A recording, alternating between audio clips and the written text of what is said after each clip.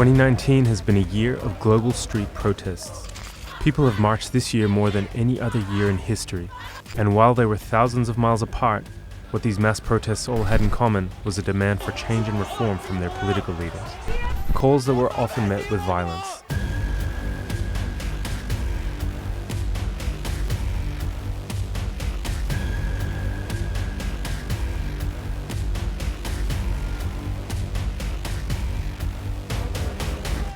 Young people were often on the front lines, using student movements and online mobilization to create huge momentum. Here's a look at the main protests that took place in 2019 and what triggered them. Austerity measures and increasing poverty and inequality continue to be one of the driving factors. In France, the Yellow Vest movement began as a protest against a hike in fuel prices in November of 2018, developing into a wider uprising against social inequality by 2019. Although the demonstrations dwindled in size in recent months, the weekly mobilizations continue to be a major domestic challenge facing French President Emmanuel Macron. Latin America was also hit by a wave of street protests this year that often turned violent. In Chile, demonstrations were started by students in response to a hike in transport fares in Santiago's subway. Chilean protesters called out their government for increasing inequality, demanding social reforms and change to the constitution. Protests are expected to continue until the government meets their demands. In Ecuador, people took to the streets in response to the government's decision to end fuel subsidies. But after weeks of violent demonstrations, the government backed down and cancelled the austerity package, prompting the protests to stop. Mass protests in Sudan started in December 2018 against emergency austerity measures, but later the protests broadened to demand the removal of long-serving ruler Omar al-Bashir, who was overthrown by the military in April this year. After al-Bashir was removed, the military taking control led to more protests, until Sudan's military leaders and the country's pro-democracy movement agreed to a power-sharing deal. But a year since the uprising started, people in Sudan are still demanding justice and accountability for people killed in protests, as the grievances that caused them to rise up remain. Bolivia was rattled by protests for weeks over contested election results in October. Opposition leaders called on the armed forces to remove President Evo Morales from office, claiming electoral fraud. Shortly after the military called for his departure, Morales submitted his resignation and fled the country. But his departure further deepened the crisis. Many believe Morales' claim that he was the victim of a Washington-backed coup, and thousands of his supporters took to the streets, calling for his return amid wide police crackdowns. Hundreds of thousands of Colombians took part in a general strike in response to proposed cuts to pensions in November. The protests were fueled by a general dissatisfaction with the government's response to corruption and economic inequality. In Lebanon, mass demonstrations crippled Beirut and other cities for weeks as people rallied in reaction to new tax measures. The protests soon developed into an uprising against the country's leadership, calling for their removal.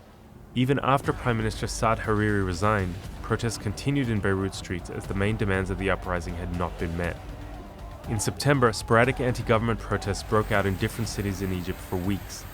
The protests were triggered by a series of viral videos by an Egyptian businessman claiming high-level corruption in the Egyptian military.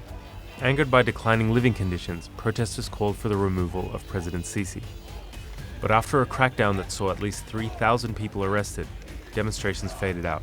According to Amnesty International, if the people arrested were referred to trial, it would have been the largest protest-related criminal case in Egypt's history. This year, Iraq witnessed the largest anti-government protests in decades. People took to the streets of Baghdad and in the south to express their anger at what they described as the failure of an entire political system. They blocked roads, oil facilities, and ports and clashed with security forces who fired live ammunition in response. Hundreds of people have been killed and thousands have been injured since the protests began. And although the Prime Minister has resigned in response, anti-government rallies continue, demanding the appointment of an independent Prime Minister. Thousands of Algerians have taken to the streets after former President Abdelaziz Bouteflika announced his bid for re-election. But after months of protests, the president resigned and new elections took place in December. Former Prime Minister Abdelmadjid Tebboune won the presidential elections and Algerians were not happy. Nearly 60% of eligible voters abstained from voting, occupying the streets, declaring the election illegitimate, and demanding a system that disqualifies people from former governments taking power. Across the globe, millions joined the biggest climate change protest in history. People took to the streets in 185 countries to denounce environmental degradation and climate change, demanding urgent action from their governments. Hong Kong has been rocked by pro-democracy anti-government protests for months. It all started in April after the government of Hong Kong proposed a bill that would have allowed extraditions to mainland China.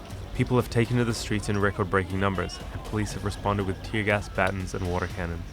While the government eventually dropped plans to introduce the controversial bill, the protests have evolved into a wider call for change and political reform. In Spain, pro-independence demonstrations flared up in Barcelona after Spain's Supreme Court sentenced 12 Catalan political leaders and activists. Hundreds of thousands of protesters held a general strike in October in support of Catalan independence. Many of these demonstrations turned into violent clashes with the police. In India, protests erupted throughout the country following the announcement of a contentious law that blocks citizenship from Muslims. The government has responded with mass arrests and blocked the internet in many regions. Public assembly was banned in New Delhi and other cities, and dozens of people were killed during clashes with police. But despite crackdowns and curfews, demonstrations continued across India in one of the biggest public challenges to Prime Minister Narendra Modi's authoritarianism since his election in 2014. Many of these struggles and movements are continuing and are likely to carry over well into 2020.